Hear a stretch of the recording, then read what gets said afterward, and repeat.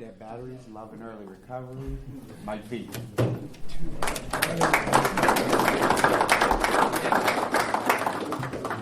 Mike, I'm an addict. Hey, Mike. 2 dead batteries. I don't know how well this is going to work, dude, because I have a tendency to pace while I'm talking, so I'll try to talk loud. So, before this, I was trying to... It's one of those things, so like I want to be able to tell this in a way that I get through to some of you guys that maybe have shared this experience. I start worrying about what I'm going to say, how I'm going to say it, and then I just remember I just have to tell my own story. I really hate that phrase, 2 dead batteries, but it's true in a lot of ways. So, first off, like I want to say something Nick mentioned earlier. He had to do POP. When I was here, I had 16 months clean.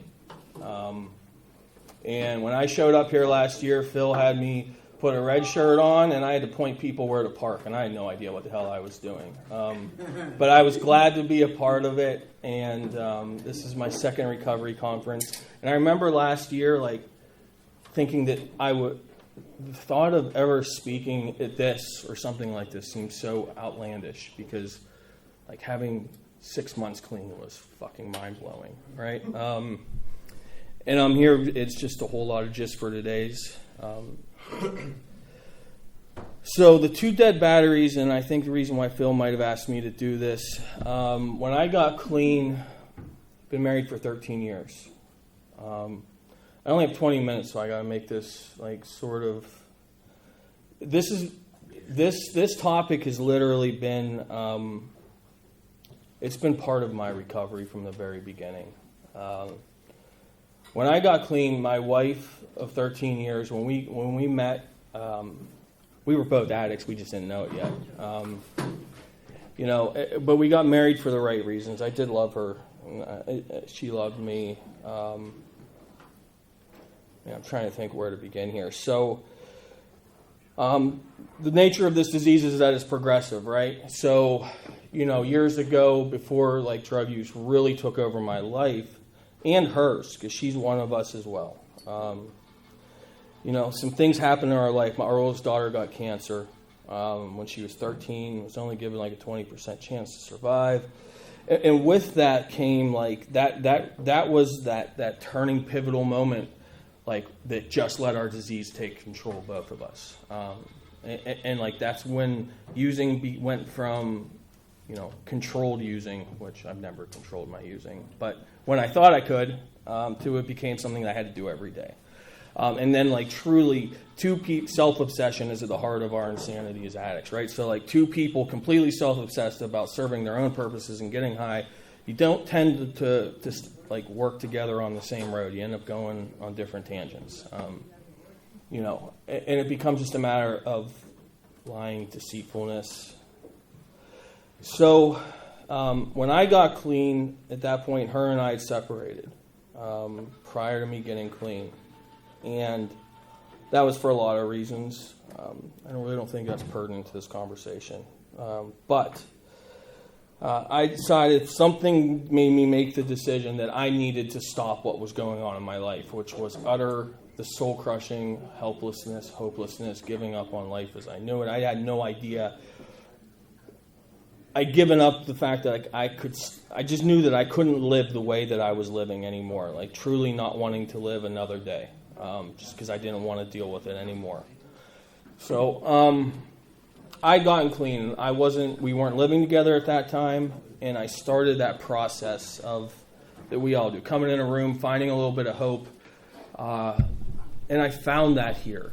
And at that point, like, I'm always drawn back to that. To her. I'll say this, and I don't want to go too far. I was at a meeting several months ago, and Duke was there, and there was a gentleman there.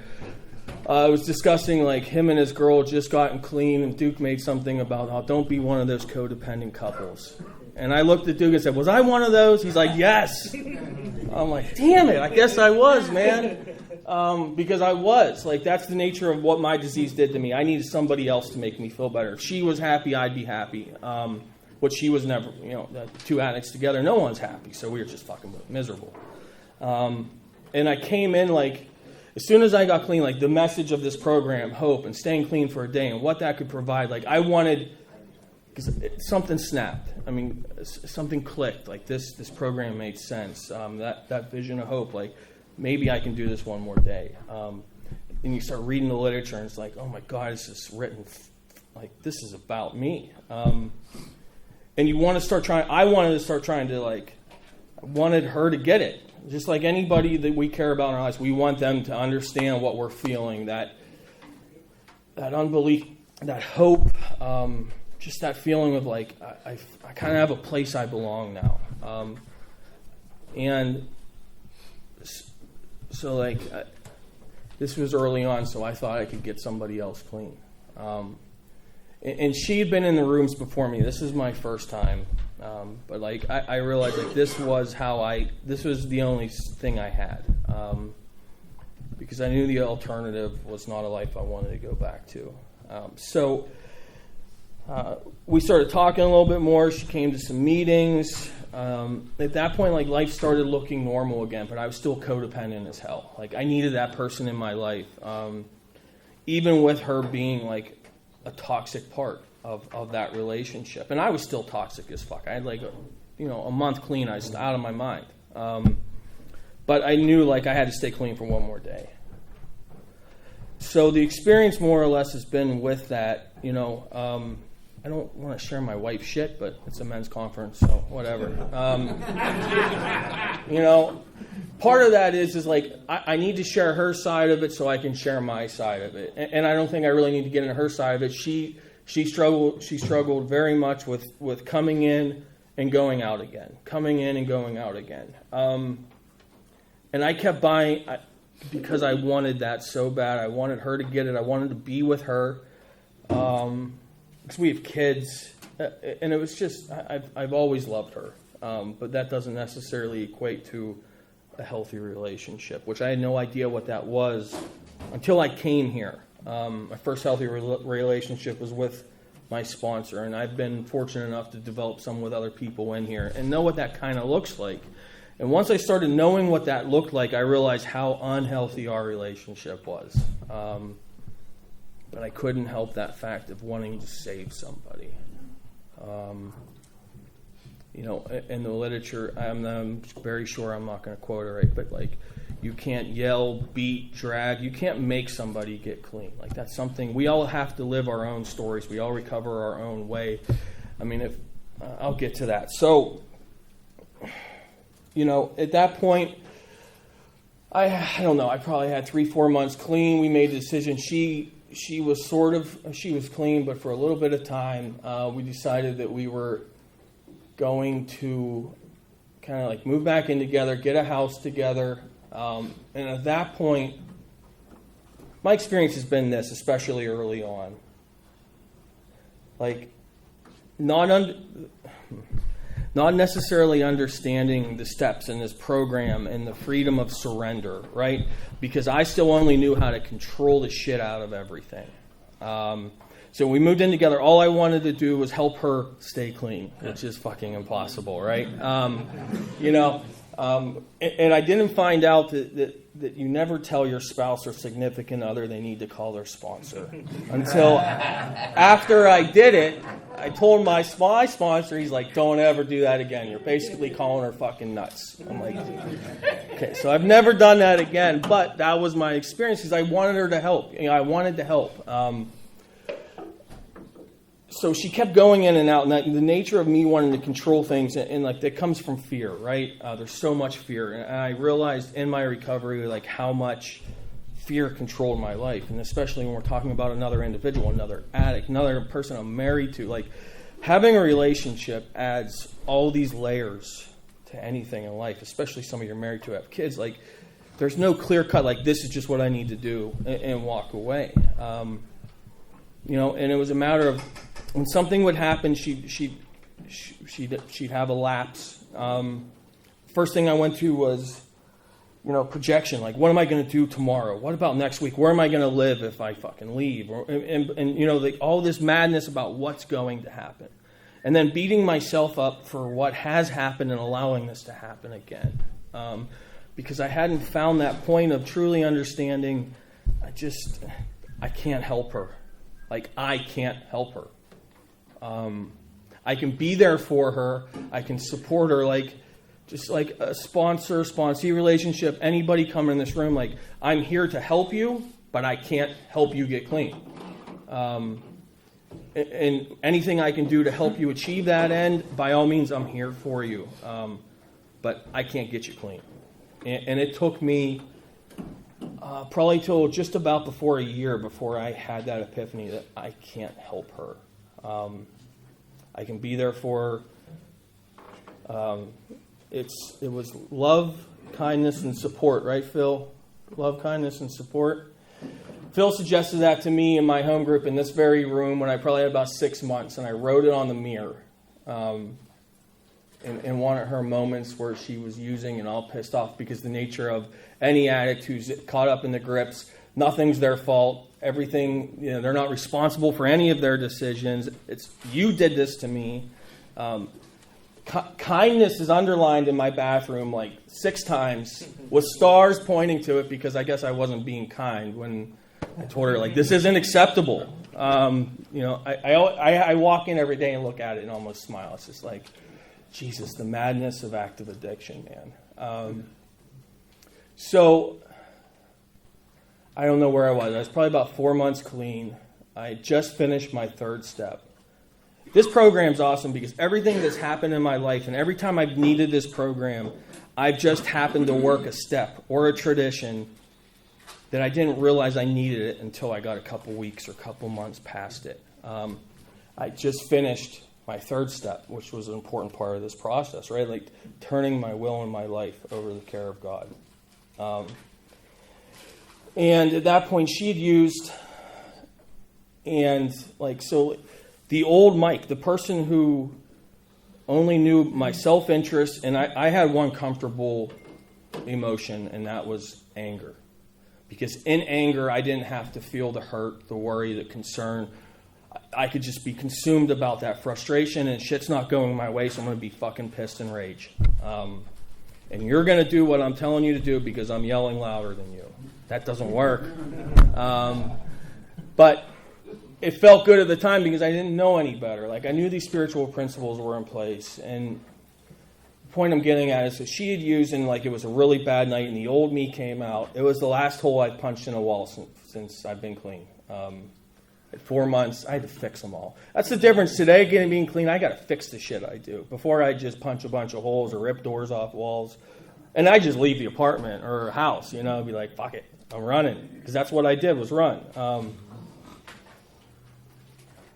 I had done that. I was really just didn't know. And the fact was, like, I didn't know how to deal with my feelings at that point. I'm fortunate enough, like, a number of people in this room that are very close to me. I reached out and they were willing. They guided me through this process. But at that point, like, that night was a really bad night. I woke up the next morning, and my escape always has been in recovery is the answers and the steps and the traditions. So I went and was writing, and I just happened to have to finish my 3rd tradition, which was, the 3rd tradition is the only thing required for membership is a desire to stop using. And she had been going to meetings, and like I had to accept this fact that I'm an asshole. Like, she's showing up to the meetings, and I had to having that epiphany of, I can't look at her. She's my wife, but she's also an addict. She's one of us. She's trying. The only thing required is that desire. And if she came into a room one time, that was significant evidence of enough desire. That's all it's required. Showing up here one time. And I remember having to call my sponsor and be like, I've done a lot. Like, I am an asshole. Because like having to understand that she is one of us, that we all recover differently. For me, my experience has been, I had to surrender, and I'm fortunate that like relapse isn't part of my story yet. I just took this. Somebody said the answers and the steps and traditions, and I'm like, great, give me the book. Because like the way that my mind works, you give me a blueprint, you give me directions, I'm just going to follow it. And since then, like, I've just stayed deep as I can. But I wanted her to do it my way. Why can't she figure this out like I did? And there was that moment of understanding that we all recover differently.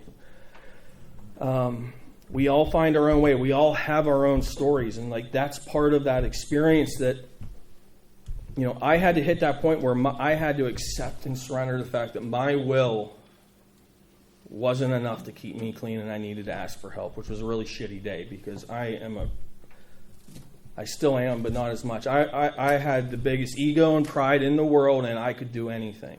And having to make that first admission that I needed some help was hard. And I couldn't understand how she couldn't get it because this just made so much sense to me. Then it went to a point of where I had some understanding of the struggle, and I was trying to be there for her as much as I could. Still fighting with that, wanting to control things and manipulate.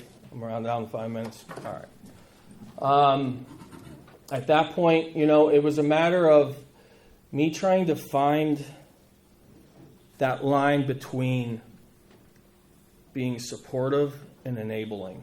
Because where's that line? Like, I'm here for you, but you still have a place to live, and you still have your house and food. But so where's your consequences of?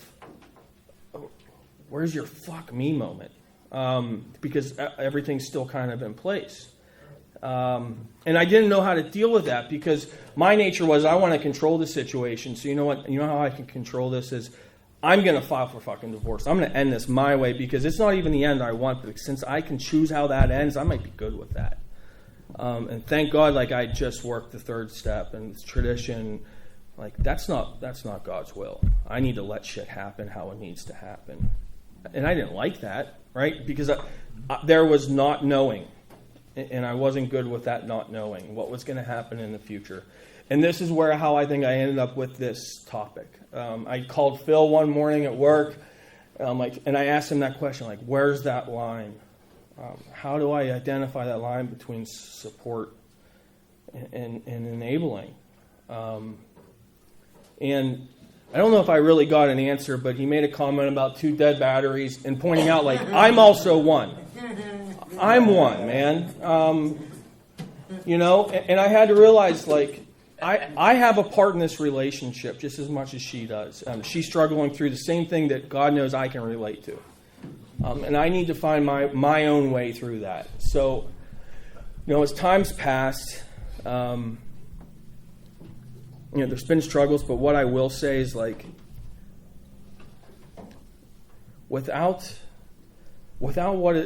every struggle I've had in recovery has given me a spiritual opportunity to walk through. And if I'm able to walk through it, I can learn a whole level.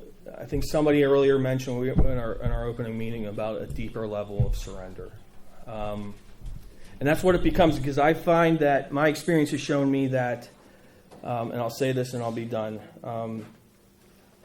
When I remember, when I choose to, the first 3 steps I can apply to any situation, any day, especially in a situation like this. Like acknowledging something's completely unmanageable, and do I fight against that?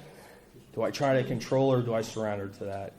And that surrender is freedom, and that surrender sucks. It does every time, but there's freedom in that once I accomplish that, And then I have to make that conscious decision, that choice for sanity. And if I do that, then I have a chance to let God, guide me that way. What I will say is that I hate that 2 dead batteries, because I think in some ways, I think it's bullshit. Because at the end of the day, a battery provides a spark for something, right? It holds a charge.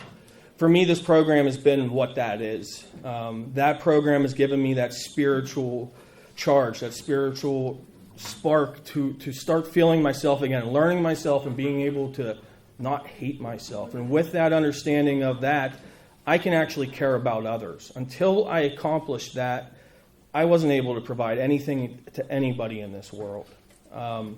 With the help of this program and the men in this program who were there for me in the darkest moments of that, when using really seemed like a really good idea, I was able to use the tools of this program to find a way through this and learn a deeper understanding of myself, the need for this program in my life, and really try to practice that. It's hard to let people be where they are. It's hard to not try to control it. That's right. But in my time now, I've learned that I need to let her or anybody else be where they are, and all I can do is be there for them when they ask for help. I'm out of time. Thanks.